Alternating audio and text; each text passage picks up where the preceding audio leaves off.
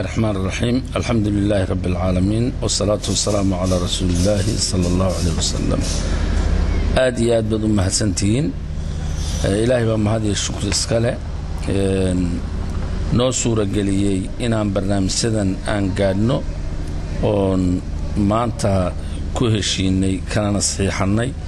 إنان فلنو أرمها سوسعود إسكاشيغا أرمها خبرada tababarada siyaasadda waxbarashada iyo caafimaadka yaan ku heshiinay in aan maaragtay iska kaalmaysano waliba annaga Puntland baa naga weyne ay gacan siiso arintaasna dib baa looga shaqeyn doonaa hadii Ilaahay idmo gudiyaa loo saari doonaa dib baa loo habeyn doonaa insha Allah taala waxaan rajeynayaa inuu midho fiican ka soo baxo aad iyo aad u mahadsan waxaan salaamayaa wasiirka iyo khiyaarta kale meesha ka soo qayb gashay martida kale ama reer Puntland ha noqoto ama reer Jubaland ha noqoto waxa farxad weyn ah in aan saaka ka qayb galo madashaan la kala saxiixanayo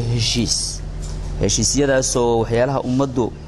ay meelaha ay ugu liidato ay tahay maanta una baahi badan tahay oo xaq waxbarasho iyo xaq caafimaad waxa sidii uu wasiirku sheegay waa qaybahaas kala duwan oo khibrad iyo tababar iyo siyaaso iyo maxaan ku raahdaa aqoon isweydaarsi u badanaya xaq waxbarasho imtixaanaadkii baa soo galay manhajtii baa soo galaysa caafimaadka ruuxiisu manhajtaas waa leeyahay iskuul caafimaad baa ku jiraya waxbarashada kaliya ma ahaanayaan marka waxaan rajaynaynaa hawshaas hawl kaliya la kala saxiixinaysa noqonay hawl aan baqaado inay noqoto gudiyo aanu u saaro aanu yeelano annual events yani waxaanu ku soo bandhigno waxyaalaha nooga qabsoomay sanad walba heshiisyadatan hadii rabidno qorshaynu qorshe la samaysan doonaa qorshahaas wuxuu noqon doonaa maxaanu sanadka qabanaynaa maxaa inoo hirgalay marka insha Allah waxaan rajaynayaa inuu mira dhalo oo labada geesoodba uu noqdo faa'iido isdhexgalna uu soo siyaadiyo labada gees baanu kala jiraa wadanka inuu isoo dhawaansho intii ka sii dhow xagga guud way isu dhaweyn inay abuurto